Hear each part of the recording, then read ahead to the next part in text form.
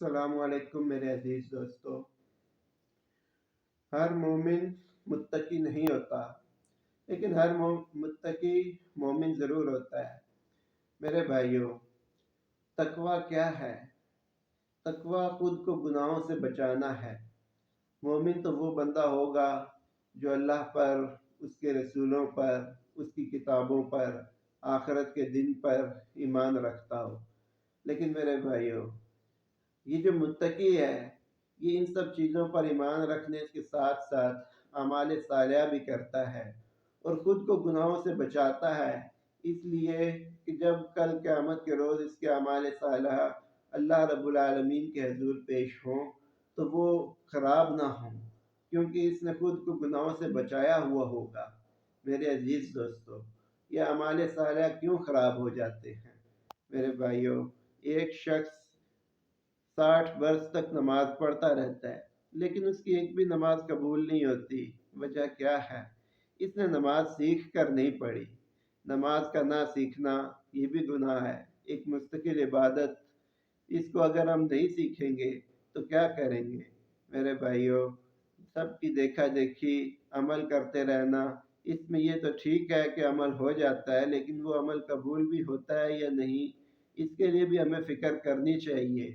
علماء کی مجالس میں بیٹھ کر اعمال کو سیکھنا چاہیے کہ ہم جو عمل کر رہے ہیں وہ کس طرح سے قبول ہو سکتا ہے۔ میرے بھائیوں، تقوی کی مثال اس طرح سے پیش کی گئی ہے جیسے کوئی خاردار راستہ ہو اور اس میں کوئی شخص چلتا ہو تو وہ اپنے کپڑوں کو سمیٹ کر چلے۔ اس سے پوچھا جائے کہ ایسا کیوں کرتے ہو، تمہارا بدن تو بچا ہوا ہے، وہ کہے کہ میں اپنے کپڑوں کو اس سے سمیٹ رہا ہوں تاکہ یہ بھی خراب نہ ہوں۔ میرے عزیز دوستو، ایمان جو ہے یہ تو بچ جاتا ہے، لیکن اعمال صالحہ ان کو بچانے کے لیے کوشش اور محنت کرنی پڑے گی، اور وہ کوشش اور محنت یہی ہے کہ علماء کی مجالس میں بیٹھ کر ان اعمال کا طریقہ سیکھا جائے۔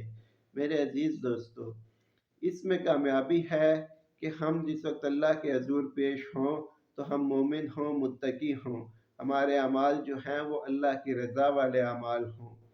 میرے عزیز دوستو، اس پر محنت کرو، کوشش کرو، کیونکہ جو اعمال اللہ رب العالمین کے ہاں مقبول ہوں گے انہی کا وزن ہوگا۔ کوئی شخص حج کرتا ہو، عمرہ کرتا ہو، زکوٰۃ دیتا ہو، نمازیں پڑھتا ہو، لیکن اس نے ان کو سیکھا نہ ہو تو پھر کیا ہوگا؟ میرے بھائیو، یہ سب جو ان سے ہیں یہ بے فضول ہو جائیں گے، ان اعمال کا کوئی مطلب نہ ہوگا۔ ان اعمال کا کوئی طریقہ جو ان سے ہے وہ تمام علماء کرام کے پاس بیٹھ کر باری باری ان سے پوچھ کر اس پر محنت کرے کہ کس طرح سے میرے اعمال اچھے سے اچھے ہوں۔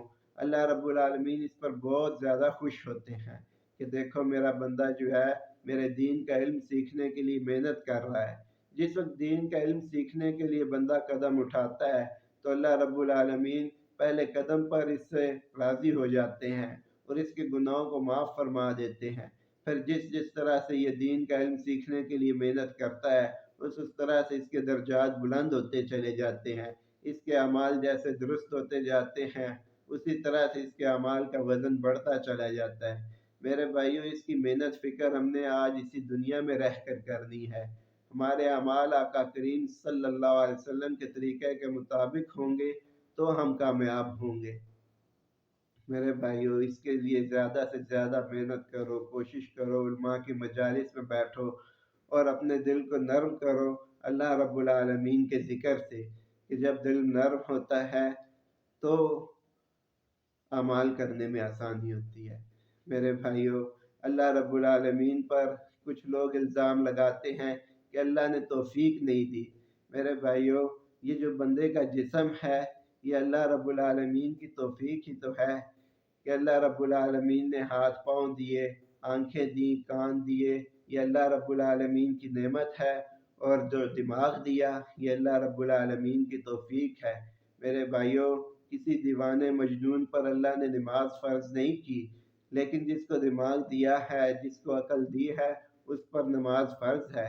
میرے بھائیوں، اس نماز کی ادائیگی کے لیے اس کو سیکھنا بھی ضروری ہے۔ کل قیامت کے روز ان اعمال کے بارے میں پوچھا جائے گا کہ بتاؤ اللہ نے تم پر جو نعمتیں کی تھیں ان سے تم نے کیا کام لیا؟ تو میرے بھائیوں، اللہ نے جو توفیق ہمیں دے رکھی ہے، جو نعمتیں ہمیں میسر ہیں، ان سے کام لے کر اللہ رب العالمین کو راضی کرو تاکہ کامیاب ہو سکیں۔